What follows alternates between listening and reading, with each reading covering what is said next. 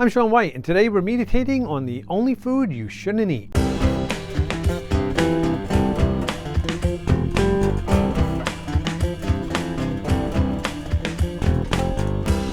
The health and wellness industry is full of misinformation. There, I've said it. You know, influencers, trainers, coaches, and even sometimes actual doctors continuously demonize certain foods or food groups. And it's possibly one of the biggest contributing factors to the rise in disordered eating over the past few years. Now, I find it so frustrating that I decided I need to get in on this action and let you know what the only food you shouldn't be eating is. So let's get started. A couple of weeks ago, I was working with a client on meal planning and prepping.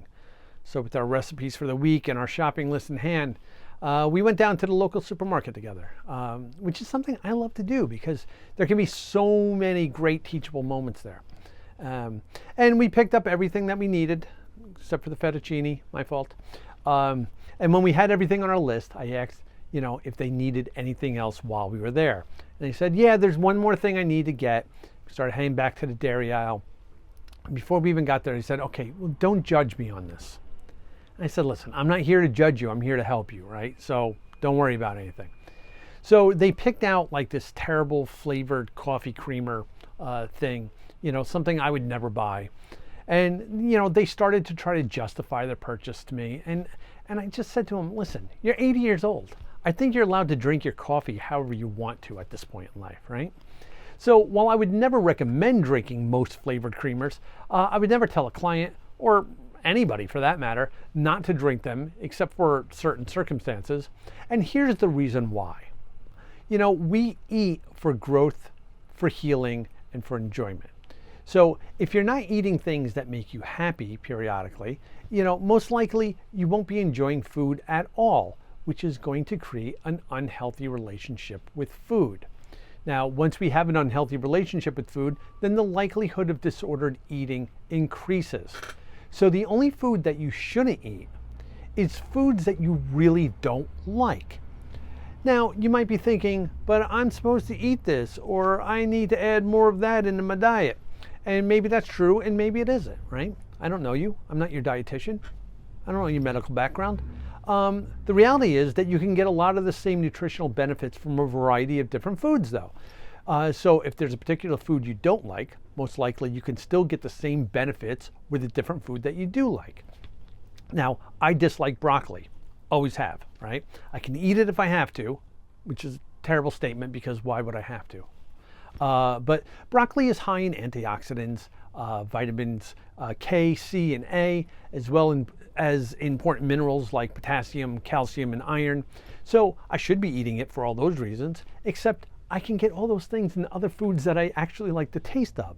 So why would I eat something that I really don't like when I don't have to? Now, I want to clarify a few things here. First, when I'm talking about not eating a particular food, I'm not referring to an entire food group, right? You can tell me you don't like vegetables, and in most cases, you're really only referring to a handful of different vegetables. I'd be hard-pressed to find anyone who has eaten every type of vegetable in the world, right? Often people don't like vegetables because they never had them properly prepared or they were never introduced to vegetables properly as a child. They say it takes on average 10 attempts to get a kid to try something and make an actual opinion on whether or not they like it or not. So quite often they say they don't like it before they even try it, and that becomes the basis of their opinion for years, if not forever. I mean, it tends to follow us a lot into adulthood. I hated fish as a child, and now while there are quite a few different fish that I do enjoy, there are still some that I just can't eat, like branzino, right? I've tried it multiple times, but I just don't like the taste of it. So guess what? I don't eat it, right? I gain no benefit by forcing myself to eat something that I find gross, right? And the next thing I want to say is while I'm telling you not to eat things you don't like, I'm also not advocating eating only the things that you really enjoy, right? We still need to be smart about our diet and our nutrition. And I love a good patty melt with a side of onion rings from Bond Street Bar down in Asbury Park, especially on a warm, sunny day with a bucket of beers and my dog's next to me. But that doesn't mean I should eat it every day, right? We still need to have a good balanced diet and make sure that we are meeting all of our nutritional needs. So my point is more that if you don't like one thing, you can probably find something else you do like that gives you the same nutritional benefits. Now, lastly, in the beginning, I said something along the lines of, I never tell people, what not to eat or drink except for certain circumstances, right? And those are extraneous circumstances that usually revolve around serious health concerns, right? There are certain foods that can trigger medical conditions, like gluten if you have celiac disease, or it can make conditions worse or less manageable, like overeating simple carbohydrates if you're pre-diabetic, or saturated fats if you have heart disease, right? So here we should focus on food more for health than for enjoyment.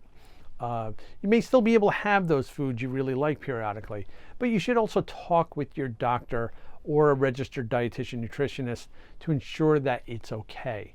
I'd say even in these instances, you should still be able to eat the things that you enjoy once in a while.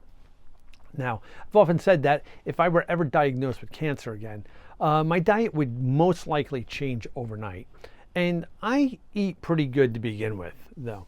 But I have specific cookbooks and recipes that have been shown to be beneficial with certain cancer treatments. And at the end of the day, I'm going to do whatever is best for me, right? That being said, I've also found recipes that I truly enjoy. So if that day ever comes, and let's hope it doesn't, I'll already have a bunch of meals that I know I will enjoy that will also be good and beneficial and healthy for me. So all I'm saying here is don't eat things that you truly dislike unless there's no other alternative to get the nutritional benefit from it, which would be highly unlikely, right? Continuous research shows that a whole food plant-based diet is the most optimal for our health, but the reality is very few of us eat that way. I mean, I would say I'm maybe 75% there. But don't make yourself miserable because someone told you that you needed to eat more of whatever it is that they're promoting, right? Most times they have an agenda or a product like supplements or meal plans that they're trying to sell you. Remember, eating healthy doesn't have to be torturous, right? I remember years ago, spirulina was a big thing. So I tried it out, and to me, it was just disgusting, right? I don't care how good it's supposed to be for me. I'd rather look up what the benefits of it are and then find other foods that I do like that provide the same benefits, right? Even if I have to eat multiple things or, eat them in larger quantities. So I hope this has given you a few things to think about here. In the end, I really want you to have a good, healthy relationship with food, and you can't have that if you hate what you're eating, right?